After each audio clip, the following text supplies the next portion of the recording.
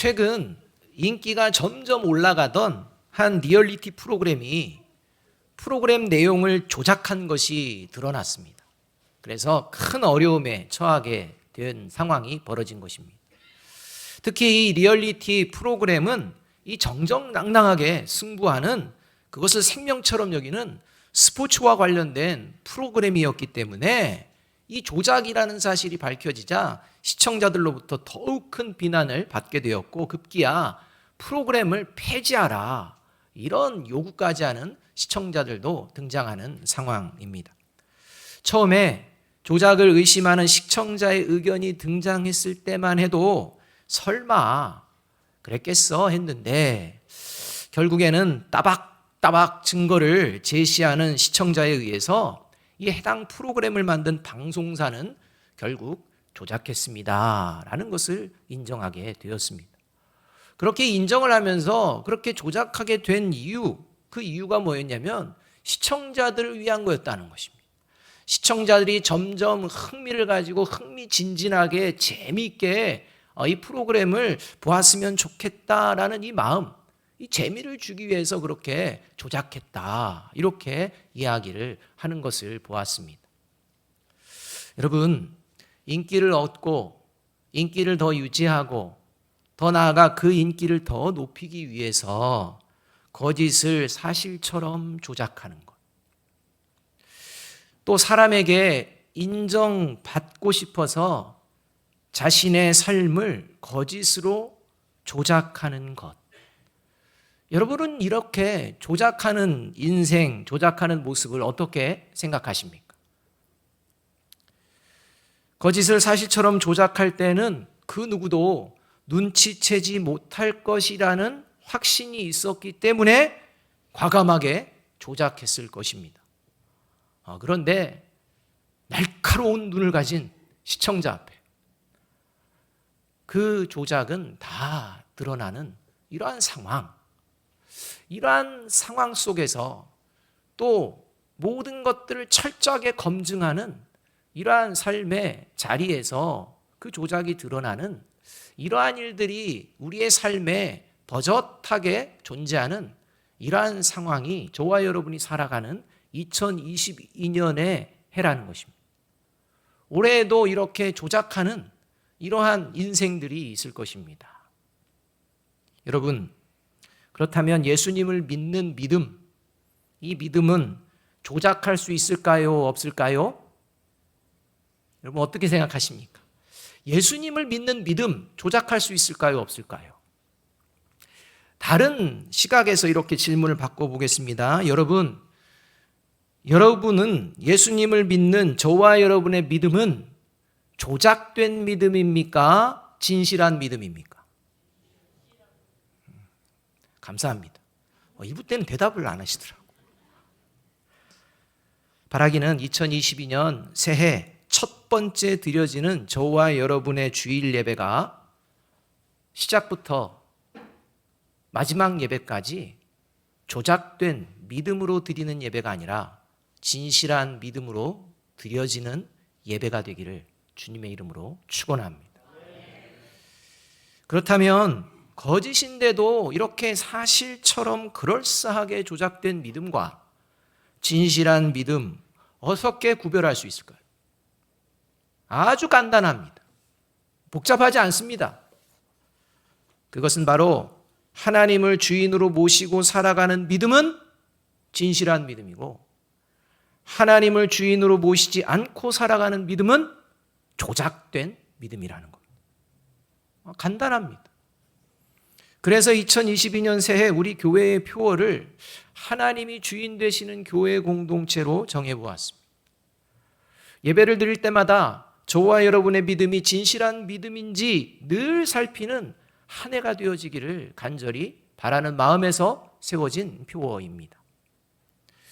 여러분, 짝퉁인 줄 알면서도 진품인 것처럼 들고 다니며 자랑하는 사람, 그런 사람도 문제지만 더 큰 문제는 짝퉁을 진품이라고 믿고 다니다가 결국에는 짝퉁인 것이 드러나서 망신당하는 경우입니다. 그러니까 짝퉁인 걸 아는 사람은 언젠간 들키겠지라는 생각도 갖고 있습니다. 그런데요, 짝퉁인지를 모릅니다. 진품인지 아는 것입니다. 그런데 어느 날 갑자기 그게 드러나면 얼마나 창피하겠습니까? 믿음도 그러합니다. 하나님을 주인으로 모시지도 않으면서 마치 하나님을 주인으로 모신 그리스도인인 척 믿음을 조작하며 행동하는 사람도 문제이지만, 더 심각한 것은 자신의 믿음이 조작된 믿음임에도 불구하고 스스로는 어떤 믿음이라고 생각하는 것입니까? 진실한 믿음이라고 생각을 하는 것입니다. 그러다가 결국에는 조작된 믿음이 드러나서 낭패를 당하는 이러한 일이 벌어지게 될 수도 있다는 것입니다. 그러니 차라리 내 믿음은 지금 조작된 믿음이야, 진정한 믿음이 아니야 라고 하는 분은 차라리 가망성이라도 있습니다. 진실된 그 믿음으로의 가망성 말입니다. 근데 문제는 조작되고 잘못된 믿음인데 이게 진실한 믿음이라고 생각하는 그에게 큰 낭패가 다가오게 된다는 것입니다. 이것을 예수님께서는 이미 알고 계셨기 때문에 잘 말씀해주고 가르쳐 주셨습니다. 2000년 전의 말입니다. 그 말씀이 마태복음 7장 22절 23절의 말씀입니다. 이렇게 말씀해 주십니다. 그날에 많은 사람이 나더러 이르되 주여 주여 우리가 주의 이름으로 선지자 노릇하며 주의 이름으로 귀신을 쫓아내며 주의 이름으로 많은 권능을 행하지 아니하였나이까 하리니 그때에 내가 그들에게 밝히 말하되 내가 너희를 도무지 알지 못하니 불법을 행하는 자들아 내게서 떠나가라 하리라 라는 말씀입니다. 여러분, 뭔가 믿음을 가졌습니다. 그리고 그 믿음으로 뭔가를 열심히 했습니다. 열심히 하면서도 어떻게 했느냐? 주님의 이름을 위하여 했다는 것입니다. 주님의 이름을 걸고 했다는 것입니다. 이렇게 열심을 내고 했는데, 그러나 마지막 하나님은 네가 이야기하는 그 믿음은 스스로 조작한 믿음이지 하나님인 내가 진실한 믿음이라고 인정한 적이 없다, 이렇게 선언하신다는 것입니다. 이게 문제입니다. 그리고 예수님께서는 이 앞서 진실한 믿음이 무엇인지를 이제 마태복음 7장 21절에서 가르쳐 주십니다. 함께 한번 읽어봅니다. 시작.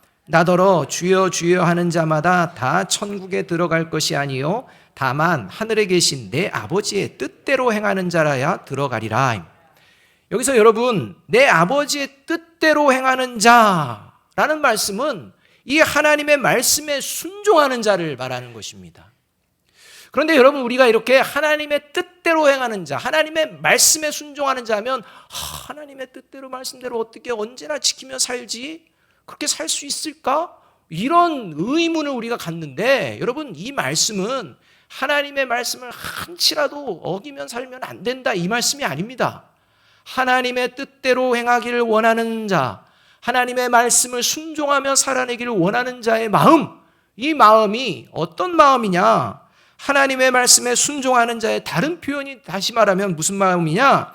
하나님을 진정한 주인으로 모시는 자라고 할 수가 있다는 것입니다. 그러니까 저와 여러분 마음 자체가 하나님을 주인으로 모시고 싶어 하는가, 여기에 따라 하나님의 뜻을 행하기를 원하는지 아닌지가 결정이 된다는 것입니다. 하나님의 말씀에 순종하고자 하는지 아닌지가 결정이 된다는 것입니다. 따라서 예수님은 하나님을 주인으로 모시는 자만이 하나님의 나라에 들어갈 수 있음을 이 말씀을 통해 단호하게 말씀하고 계신다는 것입니다. 예외가 없습니다. 하나님을 주인으로 모시지 않아도 천국에 들어갈 수 있습니다. 하나님의 자녀일 수 있습니다. 성경은 지지하지 않습니다. 그렇기 때문에 여러분, 단순히 내가 이런 말씀은 지켰지 저런 말씀은 아직 못 지켰는데 이게 아니라, 저와 여러분이 하나님 앞에 과연 내가 하나님을 주인으로 모시고 있는가, 여기서 그 구원과 그 결과가 결판 난다는 것입니다. 그렇다면 왜 진실한 믿음을 가진 그리스도인과 교회 공동체는 하나님이 주인이심을 고백할 수밖에 없을까요? 왜 세상 사람들은 그렇게 고백을 못하는데, 하나님을 주인으로 모시지 않는데, 왜 유독 그리스도인과 교회 공동체만은 하나님을 주인으로 모시는 이 고백을 할 수밖에 없을까요? 그 이유는 뭐냐? 그리스도인과 교회 공동체는 하나님이 살아계심을 믿기 때문입니다. 하나님이 지금도 살아계심을 믿기 때문입니다. 여러분, 하나님이 지금도 살아계심을 믿으십니까? 여러분, 이 믿음이 있기 때문입니다.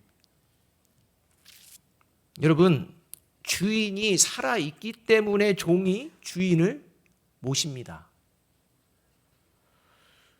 주인이 살아있기 때문에 주인이 말하면 그 말에 순종하는 겁니다. 이게 종입니다. 그런데 주인이 죽으면 어떻게 됩니까? 그 종은요, 다른 사람을 주인으로 섬깁니다. 죽었기 때문입니다. 마찬가지로 하나님이 지금 살아계심을 믿기 때문에 그리스도인과 교회의 공동체는 하나님을 주인으로 섬기는 것입니다. 만일 하나님이 지금 살아계신다고 믿지 않는 순간 하나님을 주인으로 섬기지 않게 되고 다른 것을 주인으로 섬기게 됩니다. 그게 인간입니다. 하나님이 지금 살아계심을 믿는다는 것은 또 다른 말로 하나님의 말씀을 믿는 것을 의미합니다. 살아계신 하나님이 말씀하시는 말씀이기 때문입니다. 그래서 그 말씀을 믿습니다. C.S. 루이스가 영광의 무게라는 책에서 이런 말을 합니다. 저는 태양이 떠오르는 것을 믿듯 기독교를 믿습니다. 태양이 떠오르는 것을 믿듯 기독교를 믿는다는 것은 확실하다는 것입니다. 분명하다는 것입니다. 그리고 이렇게 말합니다. 그것을 보기 때문만이 아니라 그것에 의해서 다른 모든 것을 보기 때문입니다. 이렇게 말합니다.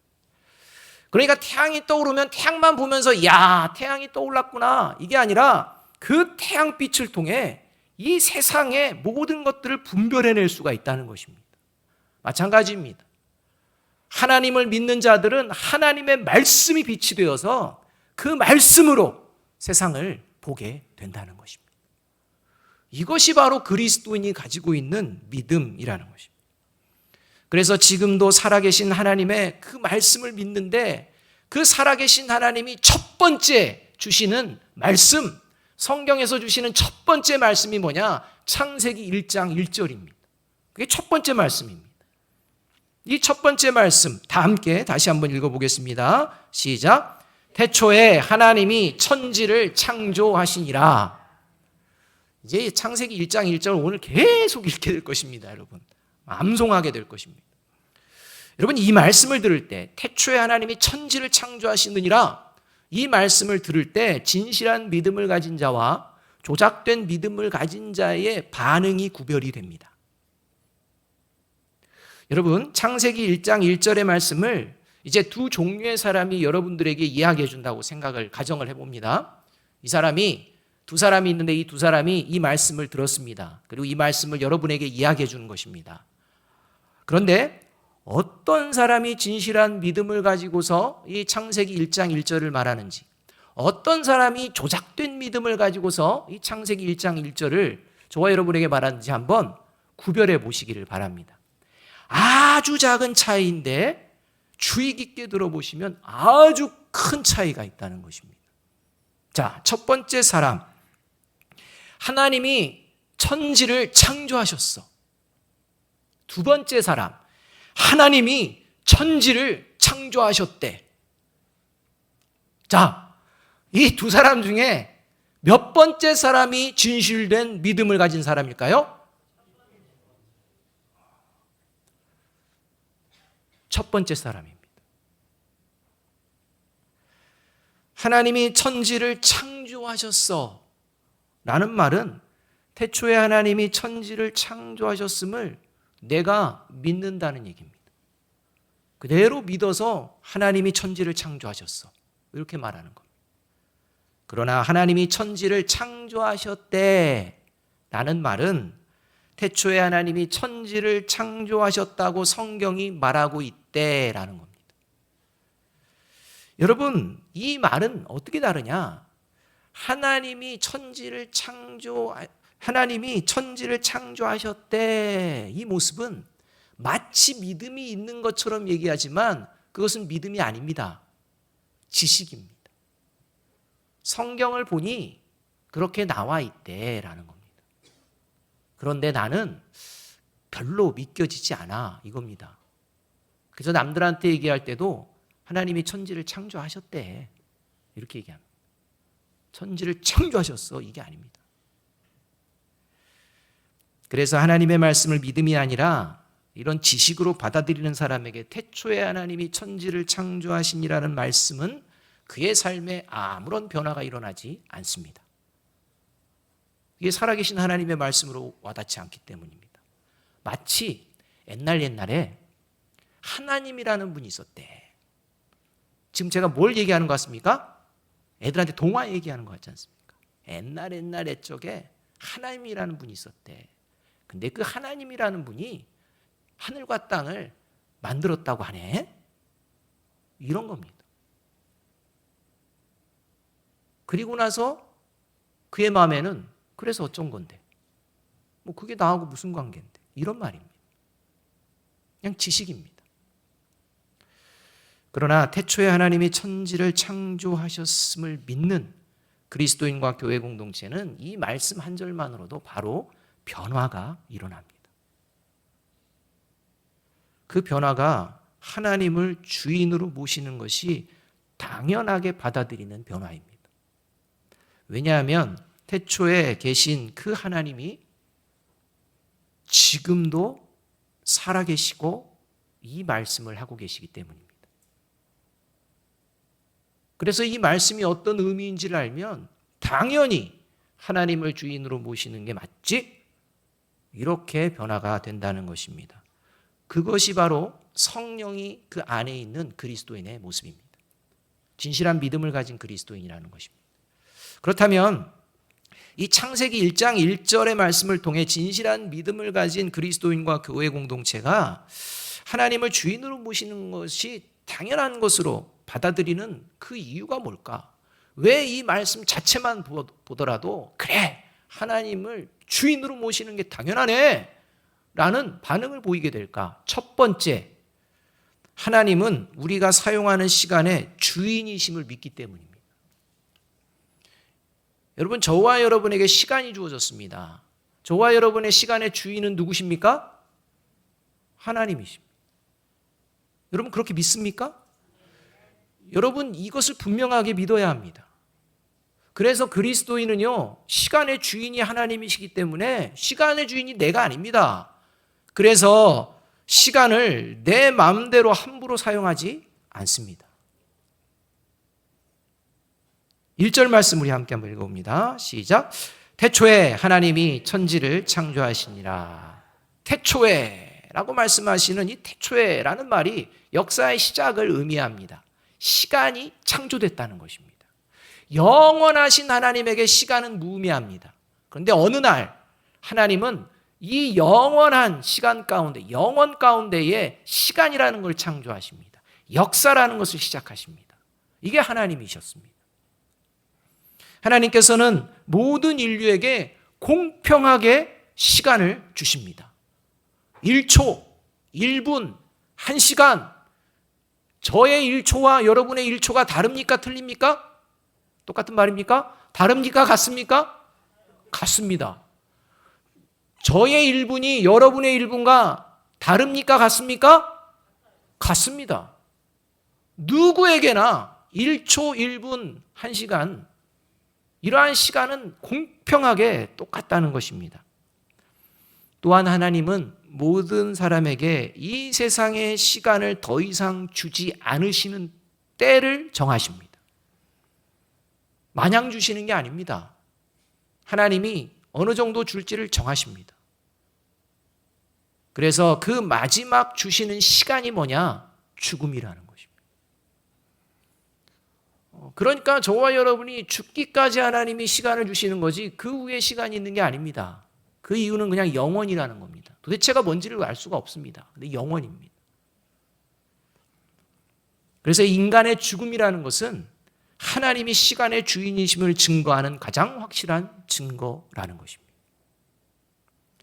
그리고 하나님은 모든 사람이 죽기 전에 시간을 주시고 그 시간을 어떻게 사용하는지를 살피십니다. 그래서 하나님의 자녀, 하나님을 믿는 자들의 시간, 하나님의 자녀들은 어떻게 사용하느냐? 마가복음 13장 33절은 이렇게 말씀합니다. 주의하라, 깨어 있으라, 그때가 언제인지 알지 못함이라. 저와 여러분에게 시간이 얼마나 주어졌는지를 알 수가 없습니다. 언제 저와 여러분에게 죽음이라는 것이 다가올지 알 수가 없습니다. 그래서 저와 여러분에게 주어진 지금이라는 이 시간 동안 주의하여 깨어 있으라는 것입니다. 그래서 하나님의 자녀다움을 회복하라는 것입니다. 회개할 기회를 주신다는 것입니다. 구원에 이르는 길을 다시 한번 기회를 제공해 주신다는 것입니다. 이게 저와 여러분에게 있는 시간에 담긴 의미라는 것입니다. 더 나아가 이렇게 주의하고 깨어서 이 시간을 어떻게 활용하기를 하나님은 원하시느냐? 에베소서 5장 16절 17절은 이렇게 말씀합니다. 함께 한번 읽어봅니다. 시작. 세월을 아끼라, 때가 악하니라. 그러므로 어리석은 자가 되지 말고 오직 주의 뜻이 무엇인가 이해하라. 여러분, 여기서 세월을 아끼라, 이것을 시간은 금이다, 시간은 돈이다, 시간은 참 소중한 거야, 이런 차원이 아닙니다. 여기서 아끼라라는 표현은요, 값을 주고 사라는 것입니다. 다시 말하면 기회를 놓치지 말고 기회를 사라는 것입니다. 어떤 기회를 사야 되느냐? 선을 행할 기회를 사야 된다는 것입니다. 때가 악하기 때문입니다. 여러분, 왜 사람들이 조작을 하는 것입니까? 악하기 때문입니다.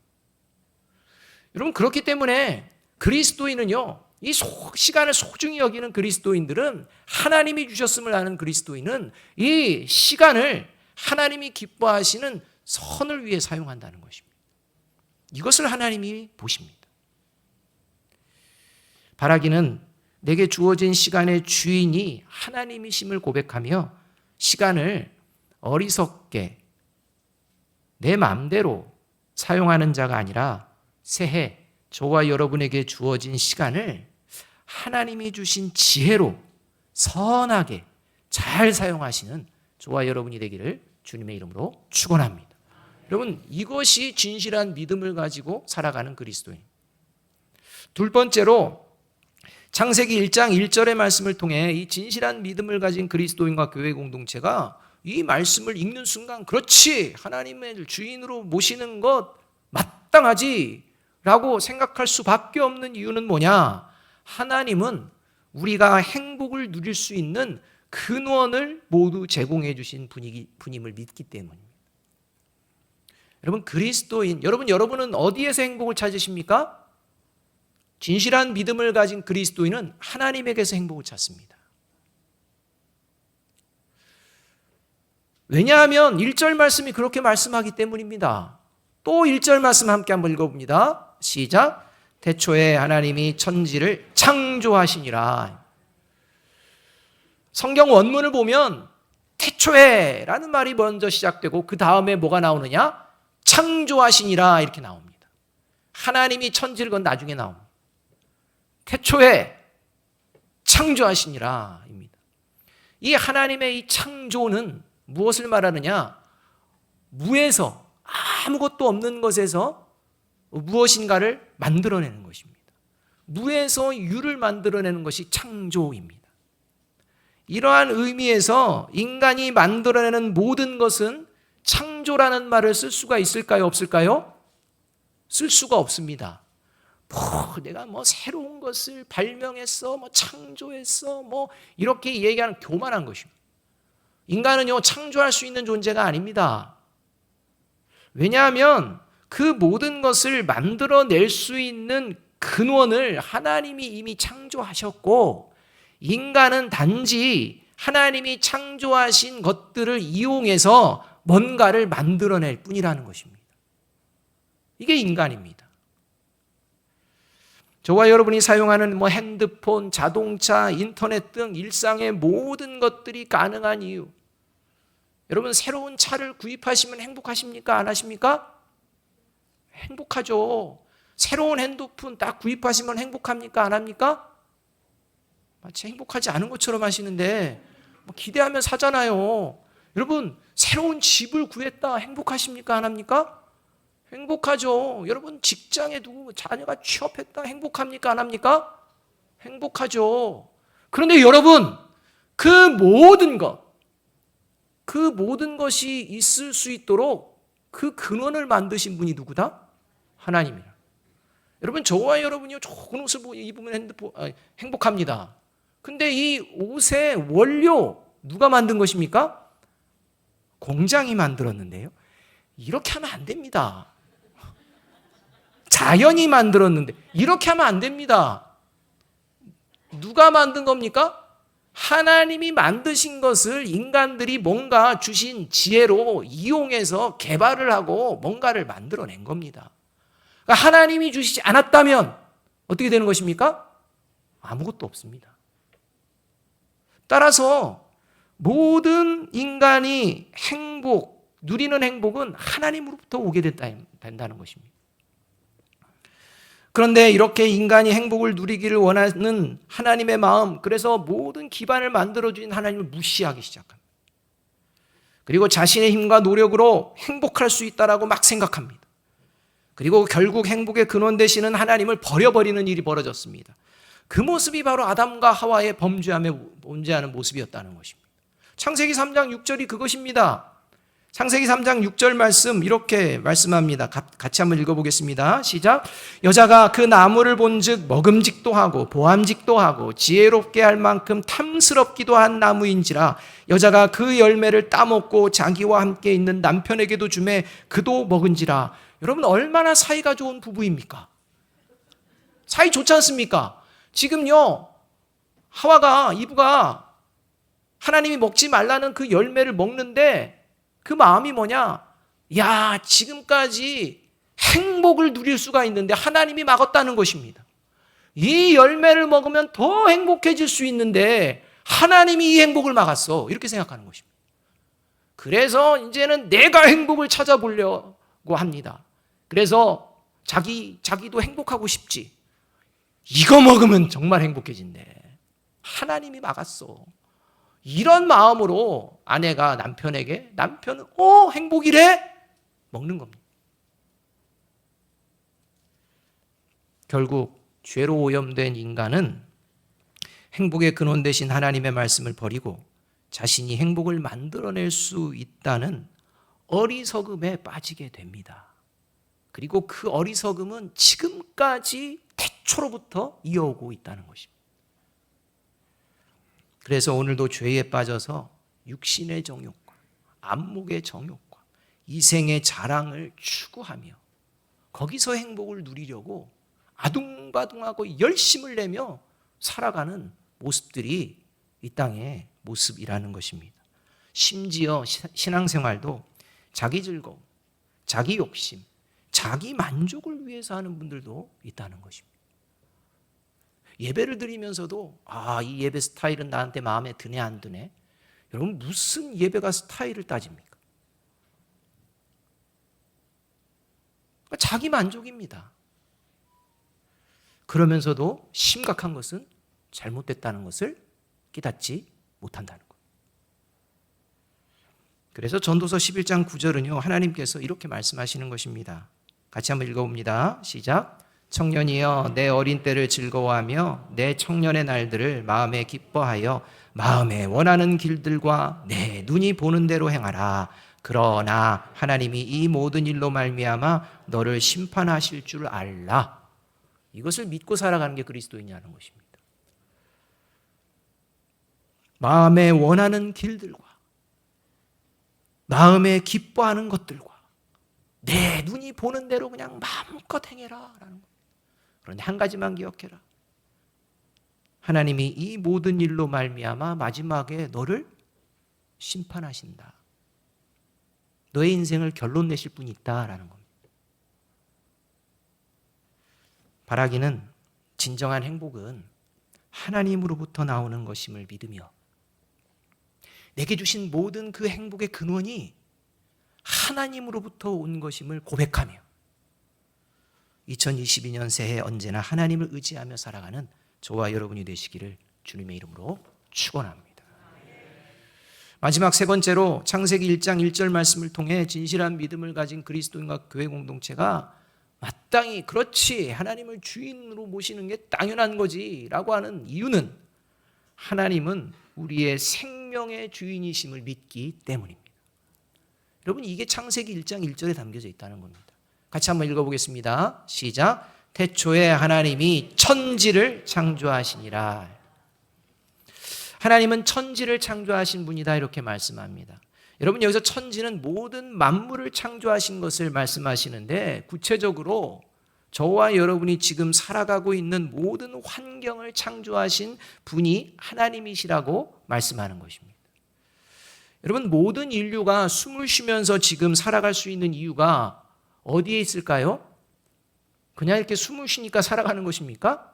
그게 아니라는 것입니다. 모든 인류가 이 시간에도 숨을 쉬면서 살아갈 수 있고 자기가 원하는 것을 뭔가를 행하며 살아갈 수 있는 이유는 뭐냐? 숨을 쉬며 살아갈 수 있는 환경을 누가 주셨기 때문에? 하나님이 주셨기 때문에. 애초에 하나님이 인간이 또 애초에 하나님이 식물과 동물을 포함해 모든 생물이 이 지구상에서 숨을 쉬며 살아갈 수 있도록 하나님이 만들어 주셨다는 것입니다. 모든 생명의 근원을 하나님께서 책임져 주셨다는 것입니다. 그래서 저와 여러분이 뭔가를 안 해도 지금 숨 쉬며 살고 있는 거 아닙니까? 이것이 곧 하나님이 생명의 주인이심을 말씀해 주시는 것입니다. 여러분, 아침에 일어나서 저와 여러분이 숨을 쉬십니까? 그러면 이 숨을 누가 주신 겁니까? 하나님이 주신 겁니다. 근데 숨을 쉬면서도 짜증과 원망과 뭐 오늘 또 회사 가서 하면서 고민과 염려, 여러분, 이러한 것보다 먼저 숨을 쉬게 될 때 하나님이 오늘도 나에게 숨을 주셨음을 감사합니다 라고 고백하며 하루를 시작할 때 그 숨을 영원으로 이어 주실 줄로 믿습니다. 이게 그리스도인의 믿음이라는 것입니다. 요즘 청년들이요, 취업난에 많이 시달리고 있습니다. 열심히 해도 안 됩니다. 특별히 막 좋은 곳, 복지가 잘 돼 있고 연봉이 높고 뭔가 정말 행복하다고 생각하는 좋은 곳을 취업한다는 건 하늘의 별 따기라고 할 정도로 취업난에 빠져 있습니다. 그런데 여러분, 아무리 실력이 탁월해도요, 맨 마지막에 그 회사에서 하는 게 있는데 그게 뭐냐면 면접이라는 겁니다. 뭐 1차 통과하고 2차 통과하고 뭐 그냥 모든 실력을 다 통과해도 마지막 면접에서 떨어지면 어떻게 됩니까? 땡입니다. 땡입니다. 더 이상 없습니다. 그런데요, 이 실력이 부족한 것, 1차에서 떨어지고 뭐 2차에서 떨어지고, 실력이 부족한 것은 나름대로 시간을 두고 좀 노력하면 가능성이 있습니다. 그런데요, 실력은 출중합니다. 할 때마다 1차, 2차, 3차 다 붙습니다. 그런데 면접에서 떨어지면 그 다음에도 가망성이 없습니다. 그만큼 면접이 중요합니다. 사랑하는 여러분, 세상이 말하는 능력과 탁월함으로 영원한 생명을 얻을 수 있을까요? 없을까요? 없습니다. 뭐 세상에 아무리 탁월한 일들을 행했다, 능력이 엄청나다, 실력자다 얘기를 들을지라도 그 실력과 그 능력으로 영원한 생명을 쟁취할 수 없습니다. 왜냐하면 하나님은 인간의 실력을 보시는 분이 아니라 뭘 볼까요? 진실한 믿음을 본다는 것입니다. 여러분, 하나님은 세상이 추구하는 실력자들을 통해 교회 공동체를 세우시는 분이 아니라 누구를 통해 교회 공동체를 아름답게 세워내실까요? 진실한 믿음을 가진 사람. 그 사람을 통해 하나님은 역사하십니다. 저와 여러분의 믿음은 진실한 믿음입니까? 조작된 믿음입니까? 내일부터 3일간 새벽 기도회를 누가 주인 되기 원하십니까? 라는 주제로 같이 말씀 듣고 기도할 것입니다. 그리고 결단하며 나아갈 겁니다. 지식으로는 다 저와 여러분이요, 정답 알고 있습니다. 누가 주인 되기를 원하십니까? 정답은 아신다니까요. 근데 그게 지식으로 남아있는 분이 있다는 것입니다. 진실한 믿음이 아니라 말입니다. 그래서 인생을 하나님 앞에서도 조작합니다. 그리고 그걸 믿음이라고 생각합니다. 근데 하나님 앞에는 숨길 게 없습니다. 숨겨지지가 않습니다. 바라기는 2022년 새해 하나님을 주인으로 모시며 진실된 믿음의 걸음을 시작하는, 그래서 그 걸음이 영원으로 이어지기를 주님의 이름으로 축원합니다. 우리 1절 말씀 다시 한번 읽어봅니다. 시작. 태초에 하나님이 천지를 창조하시니라. 아멘. 기도하겠습니다.